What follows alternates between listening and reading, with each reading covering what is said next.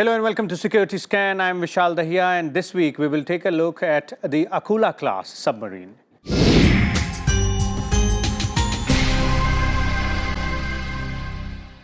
India is on course to lease out one more Akula Class nuclear-powered submarine from Russia. According to reports, both countries have signed a deal for this worth almost $3 billion. This new attack submarine will replace Indian Navy's INS Chakra 2, whose lease is expiring in 2022. The new submarine, which is likely to be ready by 2025, is expected to give Indian Navy a major boost in terms of stealth capabilities. The Akula Class submarine uses a nuclear reactor for propulsion, allowing them to remain underwater for an extended period of time, which helps in making detection almost impossible. These can also be used for multiple tasks like hunting enemy submarines, intelligence, surveillance, and reconnaissance missions. So what are some significant features of this new submarine and how will it prove useful for the Indian Navy? For more on this, we're joined by a distinguished panel of guests in the studio today. Let me start by introducing them to you, beginning with Commander Abhijit Singh, retired Head Maritime Policy Initiative of ORF. We also have with us retired Commodore Anil J. Singh, Vice President of Indian Maritime Foundation, and Mr. Ajay Banerjee, the Defence Correspondent of the Tribune. Let me begin with you, Commodore Singh. For our viewers' sake, let's try and understand what do we mean when we are pointing out at the Akula Class submarine. Okay, to give a very broad overview, there are three types of submarines. Submarines are generally categorized into three types. One is the nuclear-powered ballistic missile submarine. The primary role of that is strategic deterrence, like the Arihant, which we have and we've built in India. Then comes the attack submarine, the nuclear-powered but conventionally armed. It's called the SSN. The Akula is an SSN. Basically, the SSN is the perfect sort of platform a blue water navy has. It perfectly complements a carrier battle group. It can be used. It has unlimited endurance. It has high speeds. It is armed with cruise missiles and heavyweight torpedoes. So it in itself is a very powerful weapon platform available with the navy, which can in fact help shape the entire the battle space. Even on land. The success of the Los Angeles class in Libya, Kosovo, etc. points to its capability. So SSNs are like fighter jets? Oh, well, fighter jets plus, yes. They can shape the environment as well. And then, of course, there are the conventional submarines which are powered by electric motors and batteries, like we have the Akula Class and the 209s and now the Project 75 Kalvari class submarines. So these are the three basic categories. So the Akula for us, Akula as it is, the Akula when it was first commissioned in the Russian Navy was one of the most powerful submarines the world had ever seen. In fact, it took the West by surprise that the Russians actually had this kind of technology. I'm talking the Soviet days. The first one was commissioned in 85. Subsequently, it's been upgraded. So the Akula we are getting now, the one that we've signed a contract for, is actually technically older than the Akula 2 that we have. But this is going to undergo a major refit. They're probably even going to change the reactor. That is why they've asked for 75 to 78 months to refit the submarine. It's going to have some Indian equipment as well. So what is going to come to us in 2025 is going to be practically a brand new submarine. It may have been mothballed many years ago, but it'll undergo complete extensive refit before it comes to us. So I think it's not only going to stand us in very good stead for the next 10 years, it's going to be the springboard for our own indigenous SSN program, which we want to develop. It'll give us a lot of cues in submarine design and in nuclear submarine operations, maintenance, safety standards, etc. So I think it's a great asset that will come to the Navy. I'm sure there must be restrictions being placed by the Russians and by international technology regimes about what we can use it for. But it's a great asset that the Navy needs and the Navy is going to get. And I think it also speaks a lot for the depth of the Indo-Russian relationship that we are continuing to get this kind of technology from them. Never before, ever in history has any country given any nuclear propulsion or nuclear element to any other country in defense armament, except the Russia-India relationship. Okay, let's bring in Commander Abhijit here. If we look at India's or rather Indian Navy's strength in terms of the submarine platforms it has, and the way we can go ahead and compare it with our neighbors, maybe Pakistan or China, because we have to be very, very clear of that aspect as well. That is absolutely right. Now, let me just begin by agreeing completely with what Commodore AJ has pointed out. The SSN is the tactical asset in the Indian Navy that we solely need. But I go on to point out that in a maritime security context, the SSN not only has an important tactical role to play, and all of those important things that the Commodore pointed out, the fact that it's fast, it's stealthy, it has a considerable strike package, you can use it for land attack, you can do ISR, all of those things. It also has a certain strategic role to play. In the US, for instance, what they say is that you can deploy the SSN in important focal points in the ocean, and in that sense you can dominate the strategic dynamic of a region. So if you were to use, say, the SSN in the Indian Ocean region, this is not a platform that is meant to be used only in the littoral seas. You can use it in the high seas. So beyond shaping the battle space, this also shapes the mind space of the adversary. It also has a conventional deterrence impact on the adversary's thinking. I would say that this is a good beginning, in the sense that this is, I expect this to be a more sophisticated platform than the Chakra 2 that we have with us. And in that sense, this will also give us some sort of experience of working on SSNs. We have a program for 6 SSNs, which is on the design board. We've not been able to make much progress there. And also we can train some of our Arihant and Arihant class crews on this submarine. So in terms of impact on the adversary, also impact in terms of training and doctrines, this is a good platform to have. Okay, so we'll come to the SSN program and all that later, but let's bring in Ajay first. And Ajay, if you look at India's arsenal in terms of the Akula class submarines, this is going to be the third one which we'll be getting from Russia. In fact, Akula 2 will be the lease for that, or rather Chakra 2's lease will expire by 2022. So it becomes really necessary for us to have that replacement now. Vishal, yes. See, one must keep in mind that since 1988, Russia has been supplying us with these so-called leased nuclear-powered submarines. The Chakra 1 came in 1988. The Chakra 2, which we are operating now, was inducted in 2012. And this one possibly, as we are told, will be by 2024. Now, between 2022, as you rightly pointed out, the lease will end, but most likely the lease will be extended by a few years to keep it operational for another few years in India. And then the Chakra 3 comes, which is now we are discussing about. Vishal, I'll also take a different take on this. See, this submarine, as Commodore has pointed out, is a strategic vessel. It also shows the Russia's strategic interest in India with India. However, I also want to point out from my own experience, in the past 6 months, this is also a serious swing towards Russia. I'll point out those in numbers and figures. Since October this year, we have signed the S-400 missile from the Russians, the air defense missile, the world's best missile. We have signed the 4 Class frigates. We have signed the AK-203 rifles to be made in India.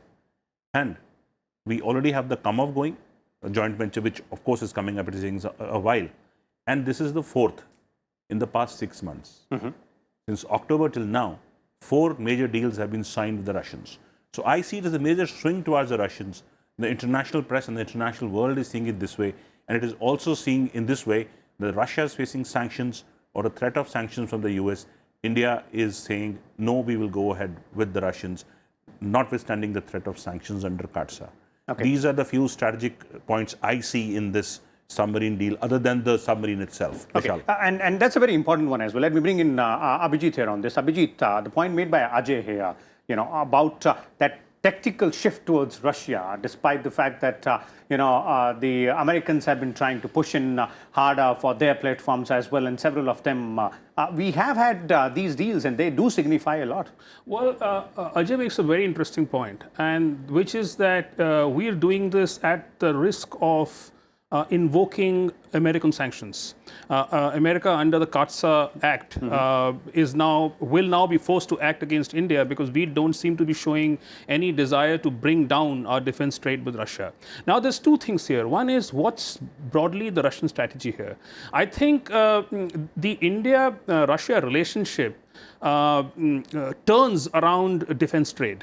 And as long as you have the defense deals going with the US, there is a sense that that we have a close relationship with them. But the Russians really have shown at least in the recent past, not quite to be full-throated supporters of India's position on international issues, particularly pertaining to security. For instance, if you look at the Indo-Pacific region, their foreign minister just some time back said that India should desist from falling into the trap set by the US. This Indo-Pacific is a trap to get India into a plan that is ranged against the Chinese. The Russians are selling the Mi-35s, the helicopters, to Pakistan, and only recently they cleared a proposal for an additional small number of helicopters. So this is a bit of a complicated relationship. But what I'm a bit worried about is the fact that for us to tell the Russians that we continue to be close to them, we've got to keep putting the meat on the table, which means the deals on the table. And that's not such a good thing, because Russia in the past came to our support regardless of what positions we held on matters of foreign policy. But that's no longer the case, because the Russians are now interested in the geopolitics of the Indo-Pacific region. They are looking for bases, for instance, in Africa, in Eritrea, in Sudan. They want to play a major role in the Mediterranean. They want to be a player in the Indian Ocean. And so I think this is a larger Russian calculation to be involved in the geopolitics of the Indo-Pacific. Okay, so that is a different aspect, and we will come to that again, maybe in a different show which we'll have. But let's go back to the Akula aspect specifically. And Commodore Singh, if we look at the platform specifically, the submarine platforms Indian Navy has, what do you make in terms of our strength and in terms of what is required to be done now? One was the SSN program mentioned by you and Commander Abhijit out here.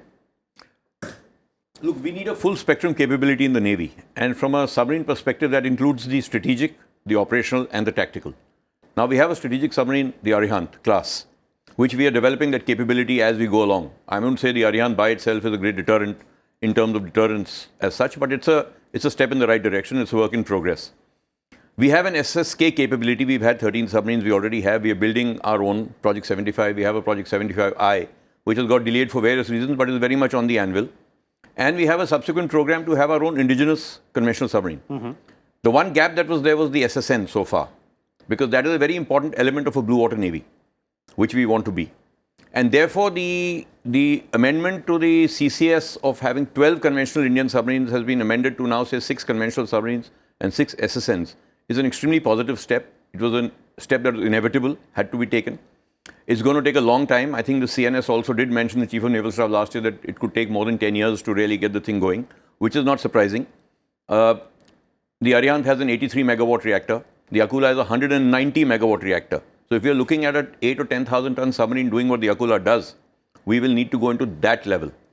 So it will be work in progress. It's not easy to build your own reactors. We've managed to do the Arihant.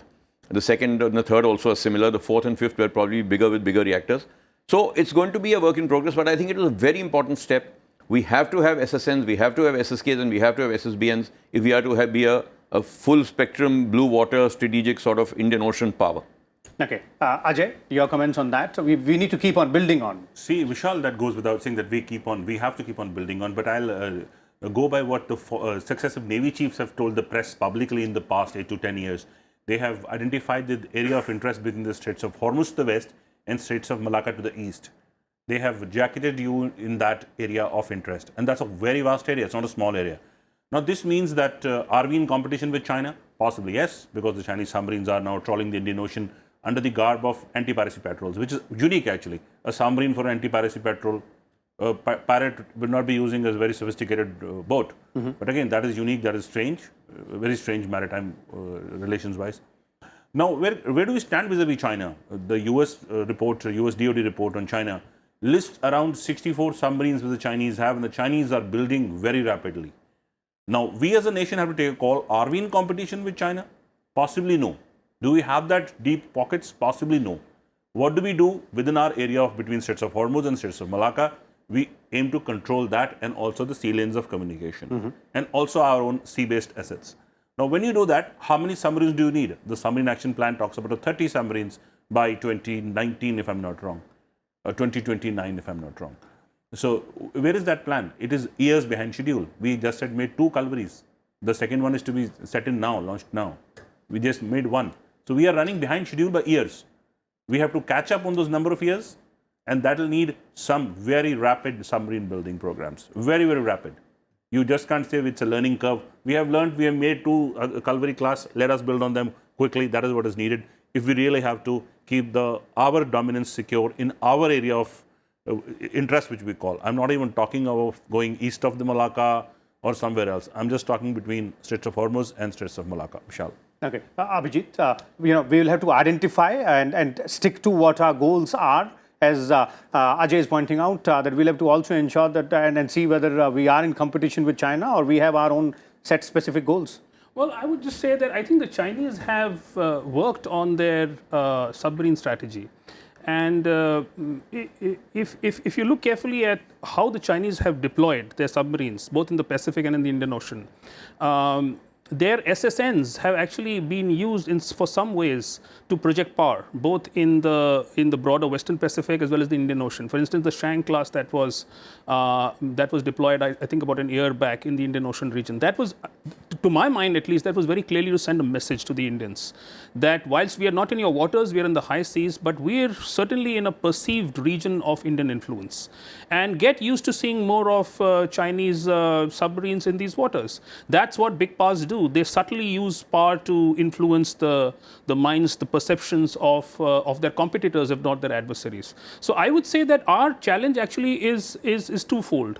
One, I would first agree with what Ajay says, that submarines is a critical deficit that we have to make up. And if you talk about a sea control strategy, you can't actuate the sea control strategy without having a honest for goodness sea denial strategy. So you have to know how to deny the seas to the adversary, and there you need the SSKs.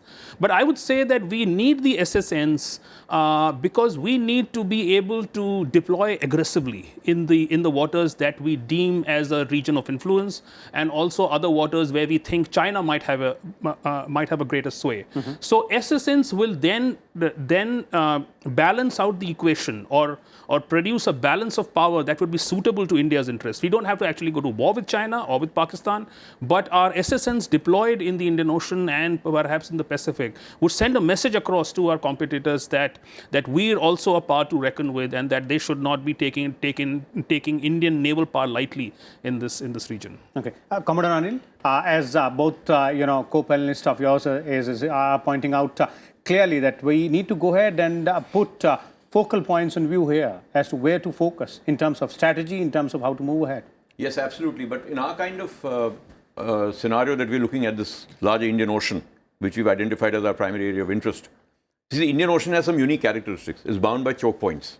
Therefore, if you have to have that sort of control over the Indian Ocean or that sort of presence in the Indian Ocean, you should be able to control the choke points also, and not let someone else control them and deny you the use of those choke points. For that, the SSK-SSN combination is ideal.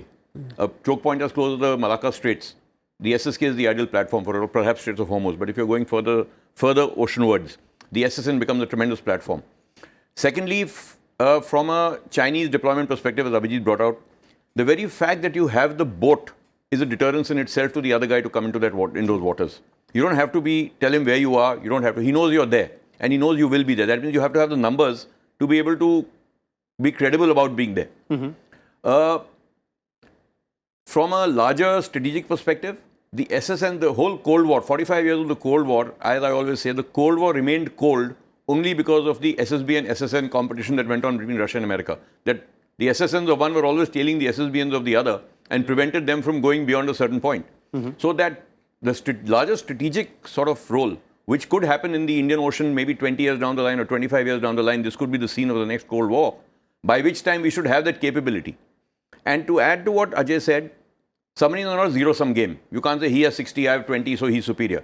It's all about what can he do with those 60 in your area of interest, and how can you counter that with your 20. So if your 20 may be more than sufficient to blunt his sort of advance into your area. Effective deployment. Effective deployment. So that's the sort of game. So it's not a zero-sum game. It's not so many versus so many. It's about if he has so many submarines, what kind of ASW capability do you have? Not only submarine capability.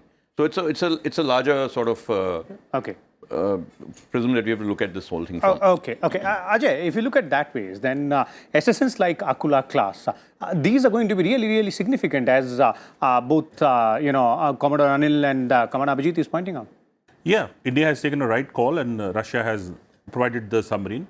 But again, as I always say, that time for us to build our own.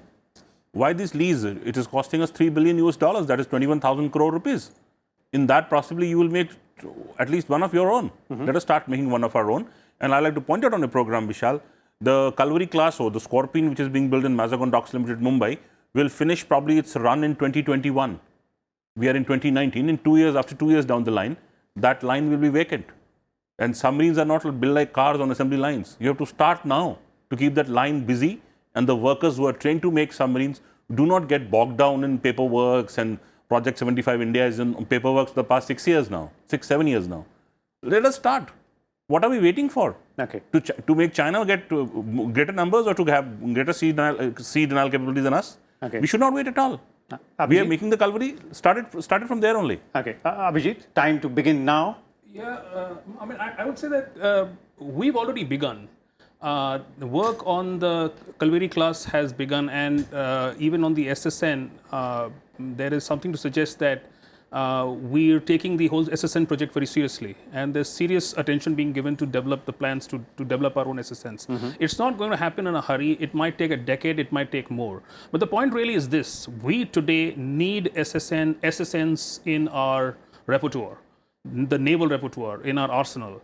And Russia is willing to offer us this, whether on lease or what. And I completely agree with Ajay when he says this is a very expensive, exorbitant proposition. You're paying $3 billion to get a submarine that's actually just replacing another submarine that's going to go back on lease. So it's expensive for us. But look, no other country is willing to offer us these platforms. We absolutely need the SSNs because the Chinese are stealing a march over us in the Indian Ocean. And if we don't preserve our area of influence, area of dominance in the Indian Ocean, the Chinese will simply take this region over. So I think that whilst there is a need for us to focus on submarine building and more importantly on anti-submarine warfare capability, surveillance of submarines, we absolutely need to know where the Chinese submarines are in these waters. And this is another area where we need our partners to help us, because as of now, I don't think we have enough idea of where these submarines are deployed, the Chinese submarines, when they come to the Indian Ocean region. But I think that simultaneously, we will need to lease submarines, maybe make do with SSKs if we don't have the SSNs. But we will have to provide a counter to what our competitors are doing in this region. Okay, Commodore Anil, final words from you that as both our panelists are pointing out, we'll have to go ahead and build upon our capabilities to manufacture our own SSNs and also further fine-tune our ASW. Yes, that is correct. Firstly, our SSK program. Ajay is absolutely right. We are languishing way behind schedule. We have been very, very tardy in progressing the 75I program. So that's one part of it.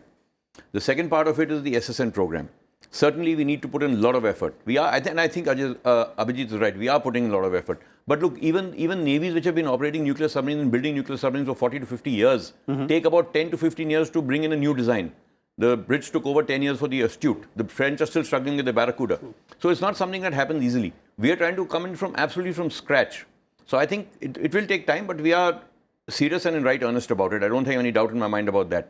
Until then, this Akula is going to be of great use to us. And the fact that we are spending so much money, and we are a navy which knows how to sort of, we go for value for money. Obviously, enough is being done to this boat, perhaps, in terms of its refit, to justify the $3 million price tag. We wouldn't have just gone in, and sort of paid so much money without knowing what we are getting or without getting what we want.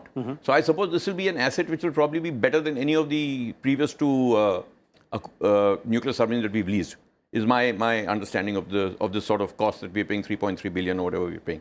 So I think we are on the right track. Our SSK program certainly needs a push. Our ASW capability, well, we are trying to build on it. The new 4 frigates that we've decided to take from the Russians, 2 to be built in India, 2 to come from there. We have got the P8Is.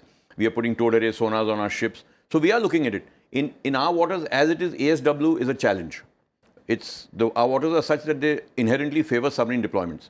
So to even be able to build up that sort of capacity and capability to counter the submarine threat will require, as he said, perhaps a cooperative capability, info sharing, intelligence sharing, maritime domain awareness. We may need help from our partners. It will be a larger sort of strategic plan to monitor these waters. Okay. Ajay, final words from you. Agreeing that we are on the right track, but we need to constantly keep on pushing ourselves. Yeah, actually, I would say that we're taking a lot of time in deciding, especially the 75 India program, which is the follow-on to the Calvary Class. That should have been done as of yesterday, if not today. So should have started by now. And because this submarine building line, which we are building at the Calvary, the Scorpion, the Mazagon Docks Limited, I'm not saying build the same Calvary, but the line has to keep on going.